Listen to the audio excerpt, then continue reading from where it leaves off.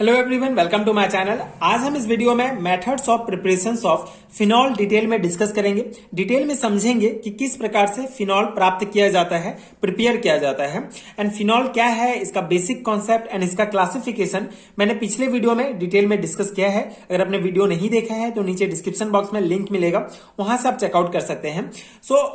Phenol के classification में हमने डिस्कस किया था कि फिनॉल 3 प्रकार के होते हैं mainly, monohydric phenol, dihydric phenol and trihydric phenol. इस पर्टिकुलर वीडियो में 4 मेथड्स ऑफ प्रिपरेशन देखेंगे, जिसमें हमको मेनली जो है मोनोहाइड्रिक फिनॉल प्राप्त होगा। बेसिकली मोनोहाइड्रिक फिनॉल ही हम यहाँ पे प्रिपेयर करेंगे इन मेथड्स के द्वारा। अगर आपको क्वेश्चंस में पूछा जाता है कि मोनोहाइड्रिक फिनॉल के मेथड्स ऑफ प्रिपरेशन बताइए, तो आपको कंफ्यूज नहीं होना है। फिनॉल हो या मोनोहाइड्रिक फिनॉल हो, सेम मेथड से आपको प्रिपेयर करना है, ठीक है। सेम कॉन्सेप्ट आपको वहां पे लिखना है। एंड अगर नोट्स की बात करूं तो ये नोट्स इंग्लिश मीडियम स्टूडेंट्स के लिए है, बीएससी लेवल के एग्जाम्स के लिए बहुत इंपॉर्टेंट है। अगर आपको इसका पीडीएफ चाहिए तो नीचे डिस्क्रिप्शन बॉक्स में लिंक मिलेगा, वहां से आप डाउनलोड कर सकते हैं। अगर आप हिंदी मीडियम के स्टूडेंट्स हैं तो सेम नोट्स आपको हिंदी में भी मिल जाएगा, उसके लिए भी इंडिविजुअल लिंक मिलेगा नीचे डिस्क्रिप्शन बॉक्स में, वहां से आप चेकआउट कर सकते हैं। अब हम डिस्कस करते हैं कि किस प्रकार से प्रिपेयर किया जाता है फिनॉल को। पहला मेथड है हमारा फ्रॉम बेंजीन सल्फोनिक एसिड, ठीक है। बेंजीन सल्फोनिक एसिड से किस प्रकार प्राप्त करेंगे। बीएससी लेवल के एग्जाम्स के लिए इंपॉर्टेंट है। बीएससी में आपको सबसे पहले कुछ थ्योरी पॉइंट्स लिखने होते हैं, उसके बाद रिएक्शन के द्वारा आपको समझाना होता है। तो इसका थ्योरी है, on melting benzene sulphonic acid with NaOH sodium hydroxide, sodium phenate is formed, okay, and then sodium phenate gives phenol in the presence of dilute HCl, ठीक है। तो बेसिक सा है, बेसिकली ये जो बेंजीन सल्फोनिक एसिड है हमारा, ठीक है, ये जो बेंजीन सल्फोनिक एसिड का स्ट्रक्चर है जिसमें SO3 माइनस है, माइनस चार्ज है, H प्लस है, ठीक है, SO3 H प्लस, ठीक है।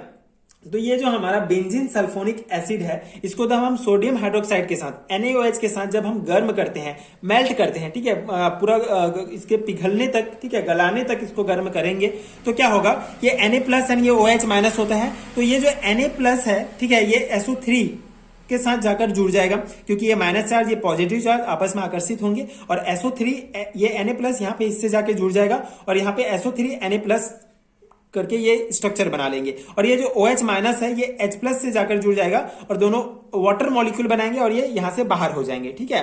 तो इस प्रकार से जब हम ये बेंजीन सल्फोनिक एसिड को NaOH के साथ रिएक्ट कराते हैं तो हमको ये प्राप्त होगा, ठीक है। बेसिक आपको समझ में आ गया होगा। Na प्लस जो है जाके SO3 माइनस के साथ जुड़ जाएगा, और ये यहाँ पे आके जुड़ जाएगा, और ये हमको प्राप्त होगा। अब ये जो स्ट्रक्चर है, ये जो कंपाउंड हमको प्राप्त हुआ, इसको जब हाई टेम्परेचर पर 2 NaOH के साथ जब हम इसको गर्म करेंगे तो यहाँ पे क्या रिएक्ट होगा, ये जो 2 NaOH हम यहाँ पे यूज करेंगे, तो ये जो NaOH है, इसका OH और इसका H, ठीक है, इसका H और इसका OH आपस में रिएक्ट करके वाटर मॉलिक्यूल बनाएंगे और इस रिएक्शन से बाहर हो जाएंगे।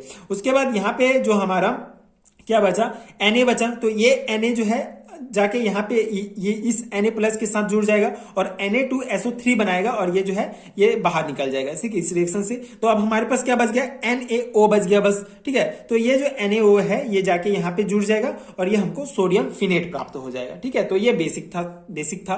बेसिकली ये अगर आपको ये डिटेल आपको अच्छे से पता है तो आप इजिली जो है ये रिएक्शंस बना सकते हैं, ठीक है। अगर ऑब्जेक्टिव टाइप क्वेश्चंस में भी पूछ लिया जाता है, जो है इनकम्प्लीट करके दे दिया जाता है रिएक्शन, तो इस प्रकार से डिटेल से आप समझेंगे तो उन टाइप्स के क्वेश्चंस को भी आप अच्छे से बना पाएंगे, आपको रटना नहीं पड़ेगा ये पूरा रिएक्शंस। अब हमको ये सोडियम फिनेट प्राप्त हो गया। अब ये जो सोडियम फिनेट है, इसको डाइल्यूट HCl के साथ जब हम रिएक्ट कराते हैं, ठीक है, तो क्या होगा, HCl H plus Cl minus, तो ये जो Cl माइनस है ये Na प्लस के साथ जाकर जुड़ जाएगा और NaCl बाहर हो जाएगा। अब हमारे पास H बच गया और O बच गया, तो OH जो है यहाँ पे जुड़ जाएगा, ये H इसके साथ O के साथ जाकर जुड़ जाएगा, और यहाँ पे OH हो गया। तो ये आप देख सकते हैं, ये बेंजीन के साथ OH ग्रुप, एक OH ग्रुप जुड़ा है, तो हमको क्या प्राप्त हो गया, फिनॉल प्राप्त हो गया, मोनोहाइड्रिक फिनॉल ये हमको प्राप्त हो गया, ठीक है। और ये NaCl को आप यहाँ पे अलग से भी लिख सकते हैं। तो इस प्रकार से बेंजीन सल्फोनिक एसिड से हमको फिनॉल प्राप्त होगा। ये पहला मेथड हो गया।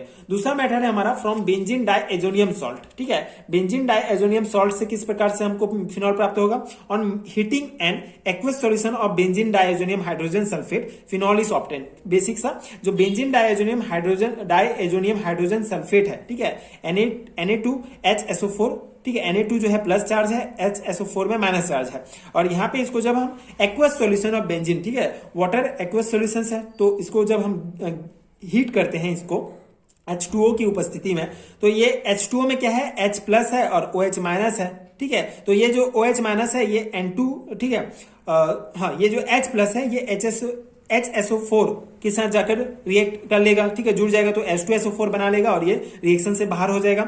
अब हमारे पास क्या बचा, ये जो N2 है ये भी रिएक्शन से बाहर हो जाएगा और ये H बचा, ठीक है, सॉरी यहाँ पे N2 बाहर हो जाएगा तो ये हमारा सिर्फ OH बचा, ठीक है, वाटर मॉलिक्यूल जो हम इसमें यूज किए थे उसका OH माइनस ही बचा जो जाके यहाँ पे जुड़ जाएगा और इस प्रकार से हमको फिनॉल प्राप्त हो जाएगा, ठीक है, बहुत सिंपल सा है। तो बेंजीन डाइअज़ोनियम सॉल्ट से इस प्रकार से हम फिनॉल प्राप्त कर सकते हैं।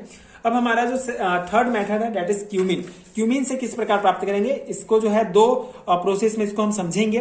पहला है हमारा क्यूमिन किस प्रकार, बेसिकली क्यूमिन से हम जो है फिनॉल प्राप्त करेंगे, लेकिन सबसे पहले क्यूमिन किस प्रकार से प्राप्त करेंगे उसको डिस्कस करते हैं। तो cumene is made by Friedel Crafts method, ठीक है, तो क्यूमिन कैसे बनाएंगे हम, फ्रीडल क्रॉफ्ट मेथड से बनाया जाता है। तो उसमें क्या होगा, बेंजीन एंड प्रोपिन, ठीक है, बेंजीन एंड प्रोपिन यूज को आपस में जब हम H3PO4 की उपस्थिति में गर्म करते हैं तो हमको क्यूमिन या आइसोप्रोपाइल बेंजीन प्राप्त होता है।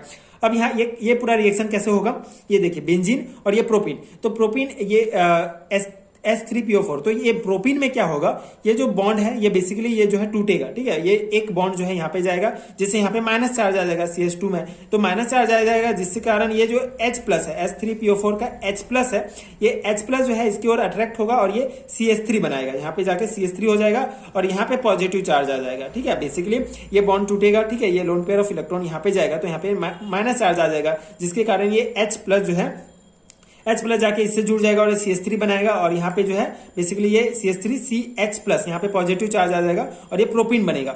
अब ये प्रोपिन जो है सिंपल सा यहाँ पे आपको करना है, ये प्रोपिन को आपको जाके जो है बेंजीन के साथ इस प्रकार से सेम टू इसको ले जाके यहाँ पे जोड़ देना है, ठीक है, इस पोजिशन में। तो ये प्रोपिन जाके यहाँ पे जुड़ गया तो ये हमारा क्यूमिन या आइसोप्रोपाइल बेंजीन हमको ये प्राप्त हो गया।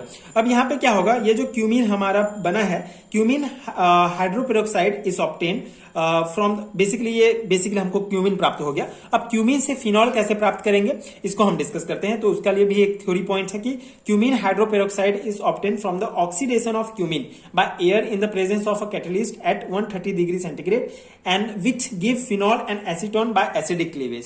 सिंपल सा है, जो क्यूमिन हमको प्राप्त हुआ है इसको जब हम वायु की उपस्थिति में, कैटलिस्ट की उपस्थिति में 130 डिग्री सेंटीग्रेड में गर्म करेंगे तो हमको क्यूमिन हाइड्रोपेरोक्साइड प्राप्त होगा, बेसिकली ऑक्सीडेशन रिएक्शन होगा। ये जो O2 है ये इस प्रकार से यहाँ पे जाके जुड़ जाएगा, ठीक है, ये बीच में बॉन्ड बना के और ये हमको क्यूमिन हाइड्रोपेरोक्साइड प्राप्त होगा।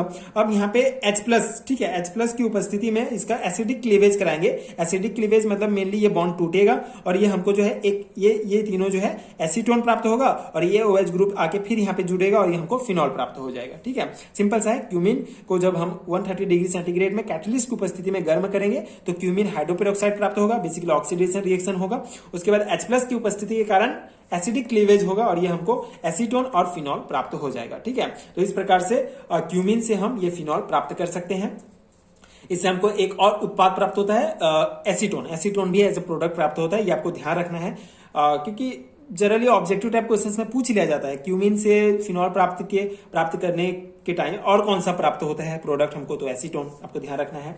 फोर्थ है बेंजीन, ठीक है, क्लोरोबेंजीन। क्लोरोबेंजीन से किस प्रकार से प्राप्त कर सकते हैं, so on hydrolysis of chlorobenzene with NaOH in high temperature and pressure phenol is obtain, ठीक है। तो ये आप देख सकते हैं क्लोरोबेंजीन का स्ट्रक्चर है।